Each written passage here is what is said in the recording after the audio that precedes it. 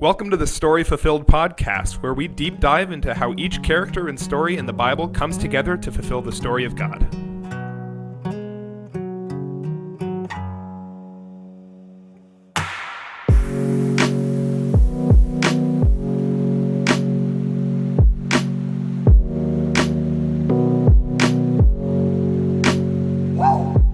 I'm Fletcher. I'm Abby. And I'm Jay.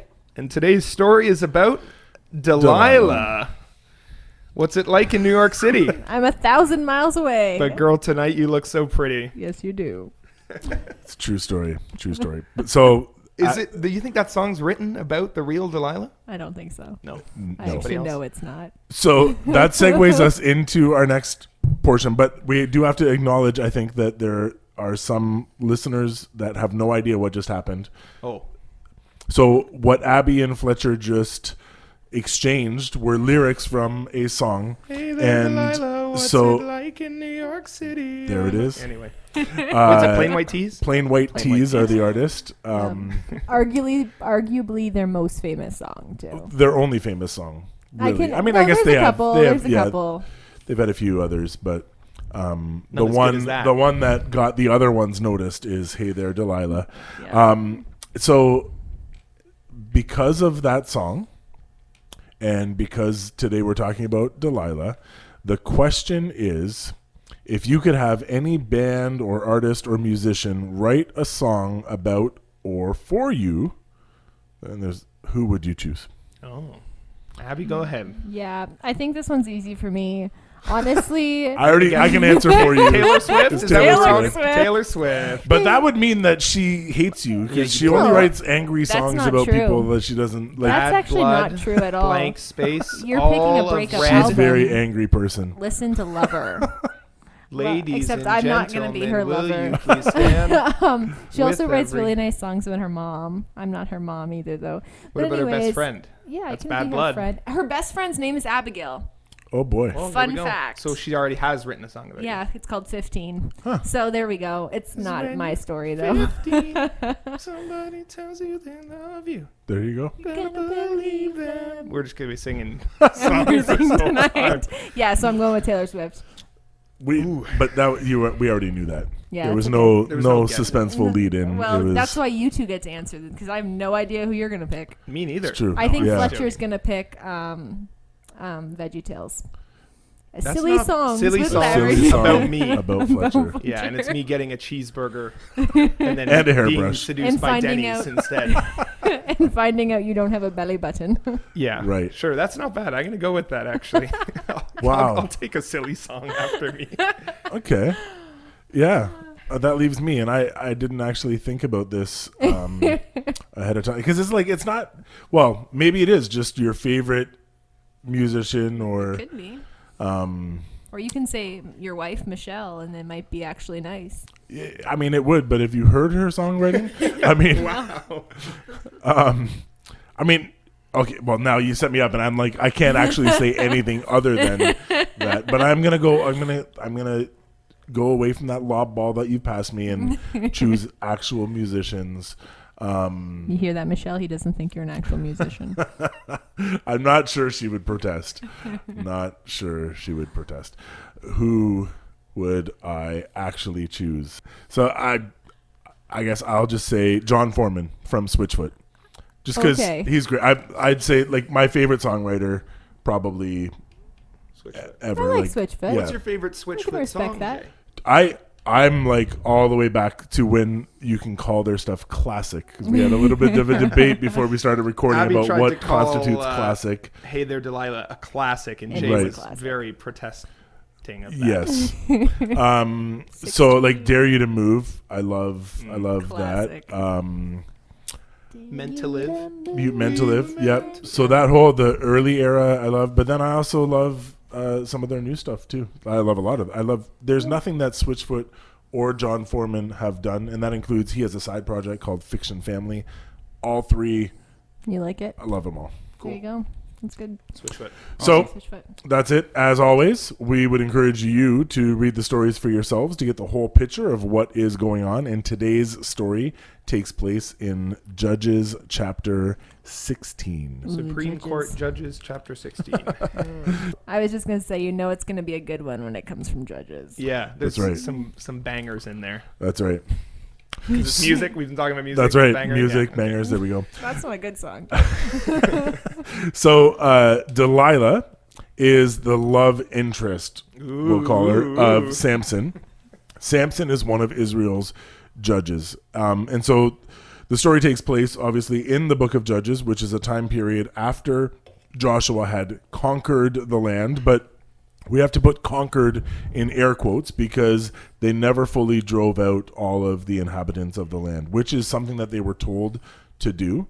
And they never actually did that. And it definitely caused problems. It definitely several caused different problems. Yeah, one that we're going to be talking about even today. That's right. Yeah. So, but we see an ongoing cycle of those problems throughout the book of Judges. And so there is this cycle that takes place. There's actually a couple of phrases that are repeated a number of times throughout the book.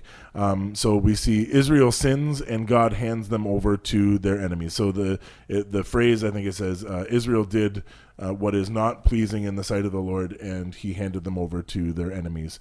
And so they spend a certain period of time under those enemies, and then they call out to God, and God then empowers by the Holy Spirit a judge which is important for us to understand too, as we talk about, or as you look at the judges, that it's actually not that these people are amazing.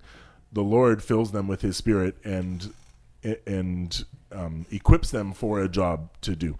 And so there's that phrase that gets repeated throughout the book, and then it says, in those days there was no king in Israel, and everyone did what was right in their own eyes. And I think we talked about this in a previous season. Yes. And just mentioned that that's true for us in our lives. If Jesus is not on the throne as king in our lives, we will do what is right in the sight of our own eyes, and it will always get us into trouble.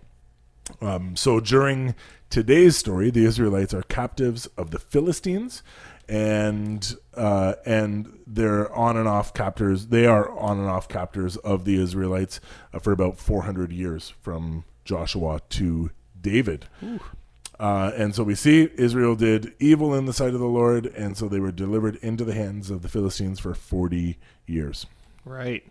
These Philistines, they're always popping up. I think we've talked about them in several episodes by now. And David refers to them as the dirty, uncircumcised Philistines. Wow. Yeah.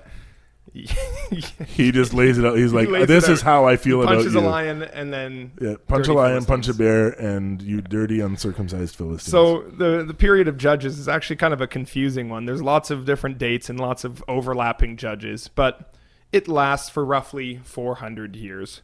It starts around after the death of Joshua, who, of course, conquered. I have my fingers up for the air quotes. Conquered the land.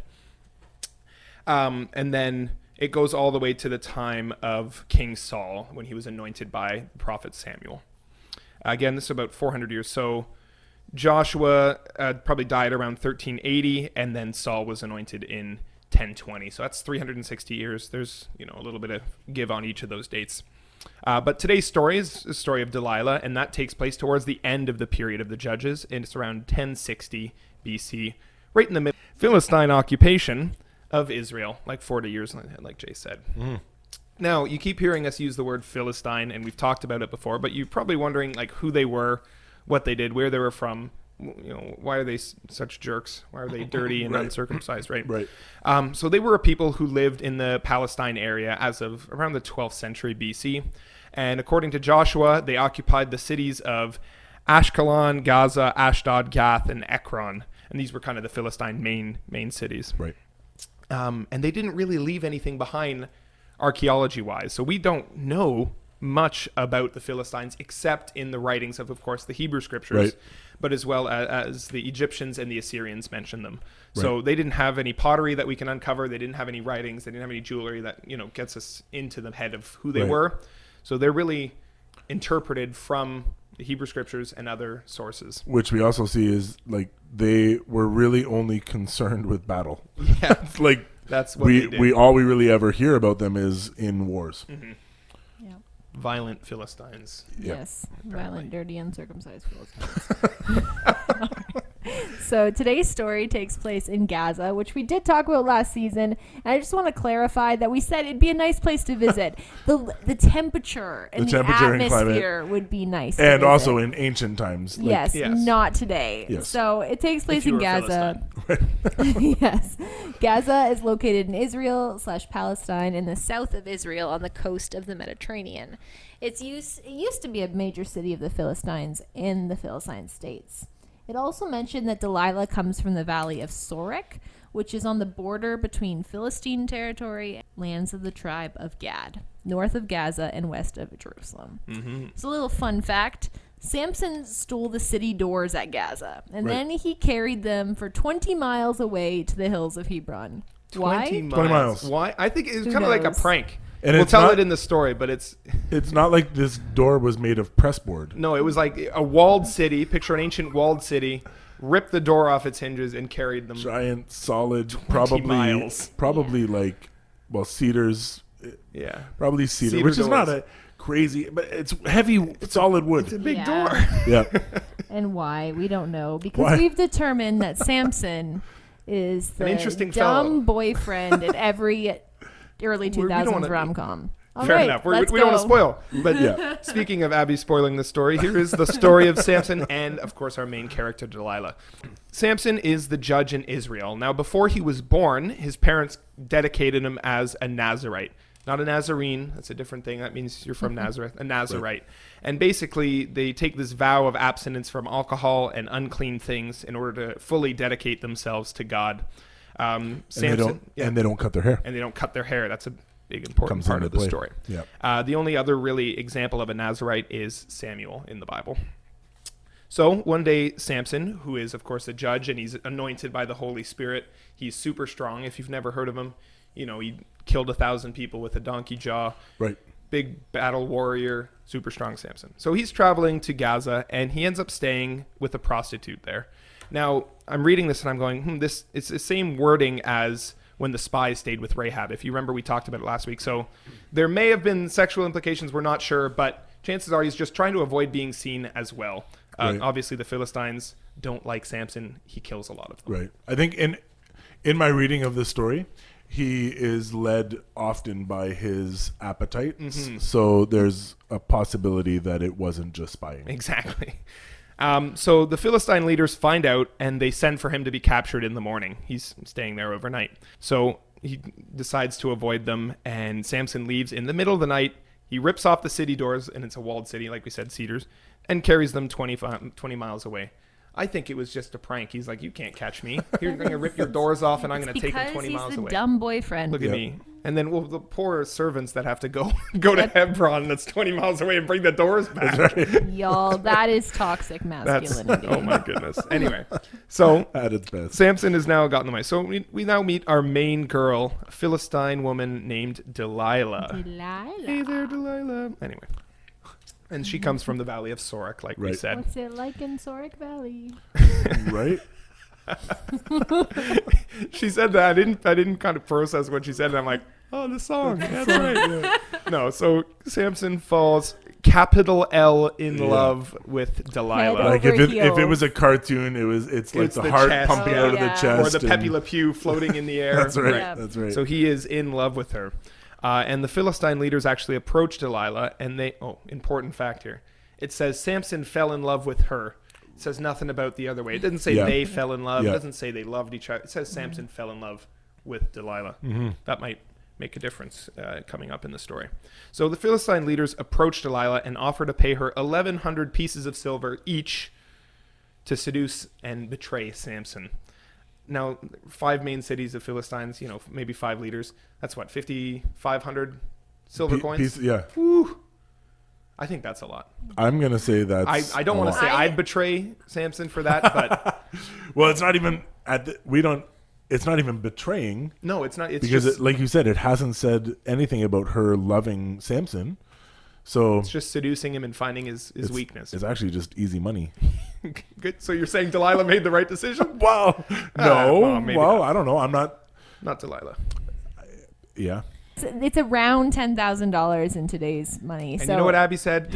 Oh, that's not that much. Okay, listen. I'm not, So if anyone needs any If anybody money, needs not to be betrayed, it's Abby, because you can't give her a high enough price. that's right. She wants more. That's right. That's not enough. but honestly, $10,000. I don't know. Like I mean, that's- to be honest, I'm not going to betray any of my friends for $10,000. Exactly. Let You're alone safe, my lover Fletcher. or For yeah. so- Anyway, so all Delilah had to do was find out why Samson was so strong and ask him how she could subdue him, essentially. Right. Now, that's a pretty leading question. You don't ask somebody, how can I subdue you, unless you're planning on subduing them. Right. Anyway, so she asks Samson, and he lies to her because he's not that dumb. Right. He's only a bit of a. And he says, well, if you brickhead. tie me up with 7 fresh bowstrings, he would lose all his strength. Right. So he goes to bed.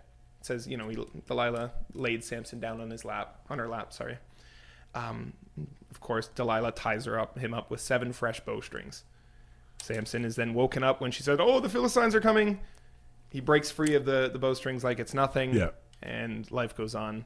Now, Samson, of course, doesn't learn from this, and she asks again, Samson, you don't love me. That's what she says. Samson, you don't love me. You don't treat me right. Just tell me. Don't lie to me. Tell me how I can subdue you. It's Yeah. such main character energy. Like, Delilah. honestly. So Samson, now he's smarter this time. He lies again. And he says, look, if you tie me up with 7 fresh strings or Right. 10 fresh strings or whatever it was. Fresh ropes. Yeah. Fresh ropes. Like, they've never been used. They're not these old 7 fresh ropes. Yeah. I'll lose all my strength and you'll be able to subdue me. So he goes to sleep. Delilah lays him in her lap, pats his hair, ties him up with these fresh strings, and wakes him up. Oh, Samson, the Philistines are coming. Of course, like nothing, he breaks them free. Like, I think, what does it say? Like they're pieces of grass, Yeah. essentially. And Delilah says, this is my favorite Samson, verse. you Yeah. You don't love me, of course. My favorite verse is Judges 16:16. With such nagging, she prodded him day after day until he was sick to death of it. And she asks one more time, Samson, what's your weakness? How Right. can I subdue you? And of course, And the guy's sick of death to it. So he's sick to death. He doesn't, okay, stop. I'll tell you the truth. I don't want to be tied up with any more ropes. right. And this is what happens. He says, I'm a Nazarite from birth. I'm forbidden from cutting my hair. The Spirit of the Lord is on me, but if I cut my hair, I'll lose all my strength. Right. So once again, Delilah lays Samson down in her lap, puts him to sleep, and gets the scissors, cuts his hair right off, and he wakes up, realizes what's happened, and the Philistines barge in and capture him and gouge his eyes out. Right. Ouch. Oh, my man. Dude, should have kept your mouth shut. Sick to death of a nagging girlfriend. Not Maybe even you should girlfriend. reconsider the relationship, Yeah, that's Samson. the thing. He thinks, okay, I'm going to show off my only weakness to Delilah because she keeps nagging me. I don't think Vulnerability. That's an attractive feature. vulnerability. Maybe. Okay, no, Abby, I think that's silly.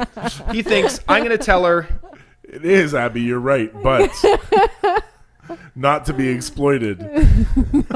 Oh, especially to someone who's exploited you several times Yeah. in the past. Yeah. In the past, couple weeks. It's Yeah. not even like it's ever. Yeah, well, of course. So now Samson has his eyes gouged out and he's captured by the Philistines. He's in jail. And obviously the Philistines are bragging, we caught Samson, the great warrior. Our God has given our enemy into our hands, this whole thing. Mm-hmm. There's a verse, the ravager of our country who has killed many of us. Right. That's who we've captured, right? So they end up tying Samson to these pillars yeah. in the city, these big stone pillars, and that's where he's tied up. And Samson is thinking, God, give me one more chance to get revenge on my enemies. Right. I've messed up. He admits this, and he says, God, give me one more chance. He's blind, and he's tied up. He's got his arms. I have my arms outstretched right now. You can't see that. That's right. He's got his arms outstretched, tied to these pillars. He says, God, give me one more chance. And it says that the Spirit of the Lord, here, Jay's going to take a picture. You'll see it on Instagram. There we go. And he says, God, the Spirit of the Lord comes upon him one more time, and he pulls down the pillars that restrained him. And it says he killed 3,000 men and women who looked while Samson was entertaining them. Pulled down and killed every single one of them in the city. Right. So he pulls down the city walls. These pillars come crumbling down. And it says he killed thousands. It says he killed more in his death than he ever had in his life. And if you look back, you read Judges 14 and 15, he's already killed thousands. Right. And he pulls down this wall, and thousands more die in his life. And that really led to the conquering of Israel over the Philistines. He was the beginning of the end of the Philistines. Yep. Yes. Yeah. Yeah. What a story. And Samson. Delilah. Delilah. Oh my gosh. Right. The So antagonist. the antagonist. That's our topic for this season, and we're talking about Delilah, and she's this trickster woman, but betrays her lover, not lover, because we don't know if she loved him. So why are we talking about Delilah? That's the question we need to ask. Yeah. Well, and I think it does highlight one very practical point for us to consider, and not for any of us to consider because we're married. But for those who are single and dating, or like the Bible and Paul talks about yoking and equal yoking and not being unequally yoked. Samson, his downfall was that he fell head over heels, capital L, in love with somebody who did not have the same interest as he did not want for God to be glorified, and it really worked against him. And a lot of times people who are in dating, it becomes an issue, and sometimes people are maybe they're sad or concerned or upset that they're single for longer periods of time, and then they start to think about maybe compromising. But this person's really nice, and they don't know Jesus, but they're really nice, and I've never met another person like them. But here's the thing: if you don't have the same goal in mind, and our goal as Christians is to be led by the Lord and to do what he's called us to do, which is to glorify him in the world. If you don't have somebody who's walking alongside of you in that journey, it's going to be harder. Yeah, it's going to be harder. I'm not saying that it can never be done, and oftentimes people, they pray hard for their spouse, and their spouse comes to know the Lord, and it's great, and we hear great testimony of how the Lord uses those things, but it's not an easy road. And so Samson would have done better to not marry a Philistine woman. Yeah. And it also says a little bit about, Samson was a prolific, he was known to be like kind of the ladies' man. Womanizer, yeah. Womanizer. Yeah. It says a little bit about that. About don't be a womanizer? Don't be a womanizer. Yeah, and the value of marriage. Because earlier on in the story, we know Samson got married, and then he kind of put his wife to the side. Right. And that also led to him becoming a womanizer and meeting Delilah and all that thing, all that stuff. Yeah. So how does this story of Delilah fulfill the rest of the story of God throughout the Bible? Well, of course, we're talking about Delilah and the antagonist, but our kind of thing is the antagonist, in spite of them, the hero. Samson is the hero. God is the hero. God is the hero, yeah. God is the hero. God has been able to work the protagonist through the antagonist and still work his And I think his will. What we see as we read through the Samson story too is that his strength was not in his hair. It was from the Lord. It was that the Lord gave him strength. It was the Lord's anointing that led him into his position as a judge, and that ended up fulfilling his purpose through him, through Samson. So, and I think that says a lot. Like Samson and his parents are the ones that dedicated him for the Nazirite law, right? Yeah. And he followed it until he didn't. But that tells something about God's character again, right? Yeah. He's going to show up for his people, and he's going to bless his people. And for Samson, blessing did not mean monetary value. It meant success in battle. And at the end, when he asked for, let me redeem myself, let me kill these people, it worked for him, right? Right. And so God will be there for his people. Another aspect, if you've read the book of Hebrews in the chapter 11, there's this section called the Hall of Faith, and it mentions the great heroes of the faith, Abraham, Moses, Noah. And in that list is Samson, and it talks about how, if these people had not have faith, had not destroyed their enemies, had not, been God's servants, your country wouldn't have been as it is. And what's cool is you look at the story of Samson and you're like, this guy didn't do his job. Right. He messed up over and over and over and over, and still he made it onto this list of faith because in the end, what he did was he had faith that God would use him to conquer his enemies, Right. and that's what he did. Right. It wasn't the hall of obedience. Sorry. The hall of following the law. It wasn't the hall of doing the right thing every Right. time. It was the hall of he had faith that God would accomplish his mission through Samson, and that's what put him in the hall of faith, not his actions and right. mess ups. Yeah. All right. Well, great answers. Yeah. All right. Thanks for joining us for today. That's all we have. Thanks for listening. Bye for now.